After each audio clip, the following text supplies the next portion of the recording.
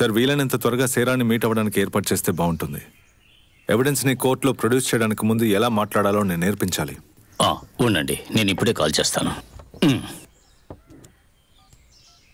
Sir, గౌతమ్కి ఎన్నేళ్ళు శిక్ష పడే ఛాన్స్ ఉంది? 10 సంవత్సరాలు లేదా యావజ్జీవ కారాగార శిక్ష. It depends. ఈ కేసుని మనం వాపస్ తీసుకోగలమా? ఇలాంటి కేసులో వాపస్ తీసుకోవడం కుదరదు. సడన్ గా ఎందుకు ఇలా అంటున్నావు? నేను తట్టుకోలేకపోతున్నాను. Case, court. కానీ నీ ఐడెంటిటీ ఎలాగో బయటికి రాదుగా, మరేంటి? నీ బాధ నాకు అర్థమవుతుంది. నేను స్వయంగా చూస్తున్నాను కదా. ఇప్పుడు నువ్వు చేసేది మామూలు విషయం కాదు. మిగతా వాళ్ళు ఇలా చేయడానికి భయపడతారు. సేరా ఎప్పుడు పిలిచినా వస్తాను అని చెప్పింది.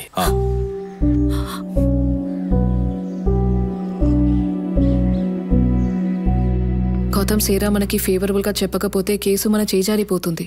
I want you to talk to her. నేనేం చెప్పినా తను వినదు. సేరా నీ ఫ్రెండే కదా, జరిగిందంతా తనకి ఓపెన్ గా చెప్పు. నీ ఫ్రెండ్ సేరాని కన్విన్స్ చేయాలని వాడివి మిగతా వారిని ఎలా కన్విన్స్ చేస్తా? అందులో మరో సమస్య ఉంది. ఏంటే ప్రాబ్లం? నా మొహం చూసి మాట్లాడు గౌతమ్. ముందా ప్రాబ్లం ఏంటో చెప్పు. అన్ని మీతో చెప్పి తీరాలా ఏంటి? చెప్పాలి, చెప్పే తీరాలి. ఇప్పుడు నిన్ను కాపాడేది నేను మాత్రమే, మర్చిపోవద్దు.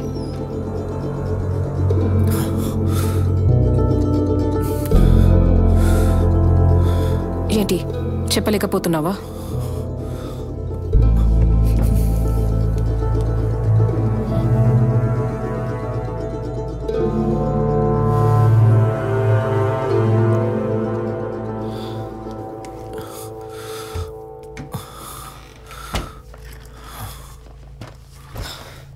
ఇప్పుడు చెప్పు. అనుష నన్ను లవ్ చేస్తున్న విషయం నాకు ముందే తెలుసు. సేరాతో ఈ విషయం గురించి డిస్కస్ చేసావా? తనే నాతో ఈ విషయం చెప్పింది. కానీ ఇది ఇంత పెద్ద సమస్య అవుతుందని నేను అనుకోలేదు. నేనెవరిని చీట్ చేయలేదు. నన్ను చేసావు కదా. అనుష నాతో క్లోజ్గా ఉండడం చూసి ఆనందించాను. కానీ ఇదంతా ఎంత సీరియస్ అవుతుంది అనుకోలేదు. ఆ రోజు రాత్రి జరిగిన దానికి నేను ఎలాంటి ప్లాన్ వేయలేదు. It was mutual. ప్లీజ్ నన్ను నమ్మండి. నిన్ను నమ్మాల్సింది నేను కాదు, కోర్టు. తనని పెళ్లి చేసుకుంటే ఈ సమస్య తీరుతుందా? ఛాన్సే లేదు. నన్ను ఎలాగైనా కాపాడండి.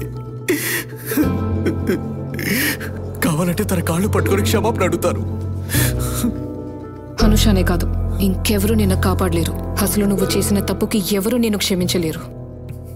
నువ్వు ఆ సేరతో మాట్లాడు. ఈ కన్నీళ్ళు తన దగ్గరికి వెళ్ళి కార్చు. ఇప్పుడు నీ జీవితం తన చేతిలో ఉంది.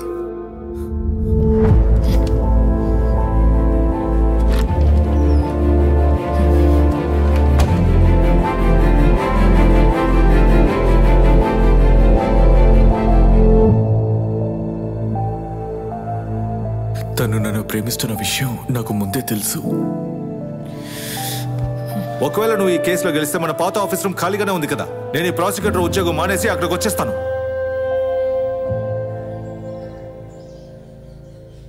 అనుష మానసికంగా ఎలా బాధపడిందని మీరే దగ్గరుండి చూశారు. అంతేకాదు వాళ్ళిద్దరికి మీరే కదా కామన్ ఫ్రెండ్. సో మీరు చెప్పే ప్రతి విషయాన్ని కోర్టు సీరియస్ గా తీసుకుంటుంది. కాబట్టి మన సైడ్ నుంచి ఎటువంటి తప్పు జరగకూడదు. ఆ రోజు హాస్టల్ నుంచి మీరు బయటికి వచ్చిన తర్వాత ఏం జరిగిందో వివరంగా చెప్తారా? నేను ఆ రోజు రూమ్ లో చూసేటప్పుడు అనుష ఆత్మహత్య చేసుకోవడానికి ప్రయత్నించింది. అది చూడగానే తన చేతిలో ఉన్న బ్లేడ్ ని లాగేశాను. తర్వాత చాలా సార్లు అడిగాకే తన అన్ని విషయాలు చెప్పడం మొదలెట్టింది. కాలేజ్ టైం నుంచే మీకు గౌతమ్ బాగా తెలుసు కదా. అప్పుడు మీకు గౌతమ్ కి రిలేషన్షిప్ ఎలా ఉండేదో నేను కోర్టులో అడుగుతాను. యువర్ ఆనర్, ఈ కేసుకి ఈ ప్రశ్నకి సంబంధం లేదు. మీరు దీనికి అనుమతి ఇవ్వకండి. సంబంధం ఉంది యువర్ ఆనర్. ఈ కేసులో ముద్దాయి అనబడే గౌతమ్ క్యారెక్టర్ గురించి మనం తెలుసుకోవాలి కదా. You may proceed. Thank you your honour. నిజం చెప్పండి, అతను మీకు పరిచయం అయినప్పటి నుంచి ఇప్పటి వరకు గౌతమ్కి చాలా మంది గర్ల్ ఫ్రెండ్స్ ఉండేవారా? ఉన్నారు. వాళ్ళెవరికి గౌతమ్తో సీరియస్ రిలేషన్షిప్ ఉండేది కాదు కదా? లేదు. అంటే అతను ఎప్పుడు ఏ విషయాన్ని సీరియస్ గా తీసుకోడు, కరెక్టేనా?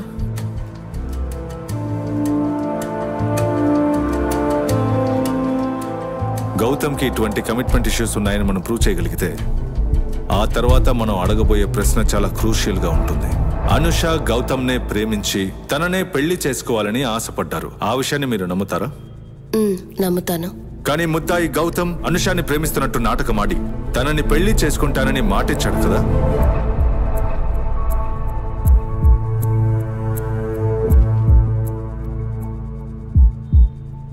ఏమో నాకు తెలీదు. ప్రశ్న అర్థమైనట్లేదు, మళ్ళీ అడగనా? వద్దు, నాకు అర్థమైంది. దీనికి సమాధానం నాకు తెలీదు.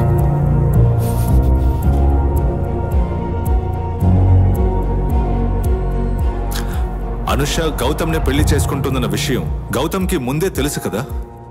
నాకు తెలీదు. కానీ ఈ విషయాన్ని గౌతమ్కి చెప్పింది మీరే కదా? నేనెవరితో ఏం చెప్పలేదు. Your Honor, witness has already answered the questions. Yes మీరు అడగాల్సినవి ఇంకేమైనా ఉన్నాయా? కోర్టులో అబద్ధం చెప్పమని ఎవరన్నారు? Prosecution do not cross your line. That's all your honour.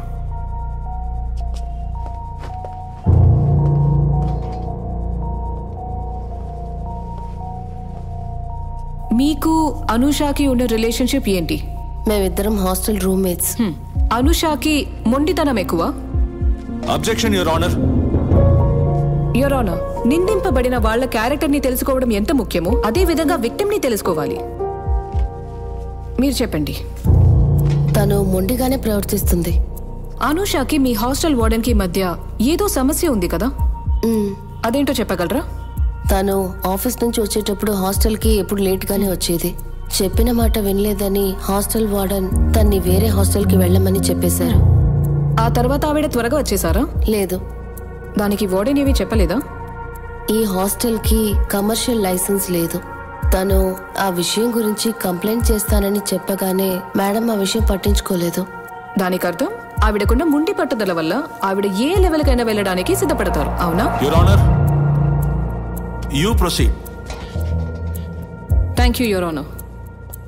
Anusha ఆ రోజు ఆత్మహత్య ప్రయత్నం చేసినప్పుడు మీరెక్కడున్నారు? నేను పక్కన ఫ్రంట్ రూమ్ లో ఉన్నాను. మీరు కరెక్ట్ టైంకి రాకపోయుంటే జరగకూడనిది ఏదైనా జరుగుతుందని మీకు అనిపిస్తుందా? ఓ, అంటే మీరు టైంకి కాపాడారు. సరే, మీరు ఆ రూమ్ లోకి ఎలా వెళ్లారు? తలుపు విరగ్గొట్టి వెళ్లారా? డోర్ లోపల లాక్ చేయలేదు. ఓ, అంటే రూమ్ కూడా లాక్ చేయకుండా ఆవిడ ఆత్మహత్య ప్రయత్నం చేశారు. ఓకే. రూమ్ లోపలికి వెళ్ళిన తర్వాత రక్తం బాగా వేస్ట్ అయి ఆవిడ క్రిటికల్ గా ఉన్నారా? లేదు. బ్లేడ్ పట్టుకుని బెడ్ మీద కూర్చుంది. చేతికి ఏదైనా గాయమైందా? లేదు. అంటే ఇది ఒక ఆత్మహత్య ప్రయత్నం అని చెప్పలేం, ఎందుకంటే అంతకంటే ముందు మీరు అక్కడికి వెళ్ళిపోయారు కదా? యువర్ ఆనర్, చాలా డెస్పిరేషన్ తో ఉన్న టైంలో ఆత్మహత్య అనే నాటకాన్ని విక్టిమ్ ఆడటానికి 2 కారణాలు ఉన్నాయి. అవేంటో చెప్తాను. శారా అక్కడికి రాగానే బ్లేడ్ తో కూర్చున్న అనుషని చూసిన తర్వాత శారా గౌతమ్ దగ్గర అనుష గురించి స్ట్రాంగ్ గా రికమెండ్ చేస్తున్నది అన్నది ఒక కారణం.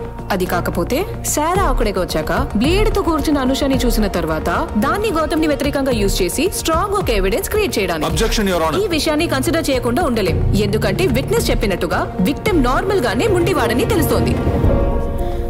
That's all your honour. Prosecution దగ్గర ఏదైనా సాక్ష్యం ఉందా? No. Prosecution witnesses are over. Defence counsel దగ్గర వేరే ఎవిడెన్స్ ఉందా? No your honour. Then 313 can be posted on October 23rd. ఈ కేసు తీర్పుని ఆ రోజు చెప్పడం జరుగుతుంది. Thank you your honour.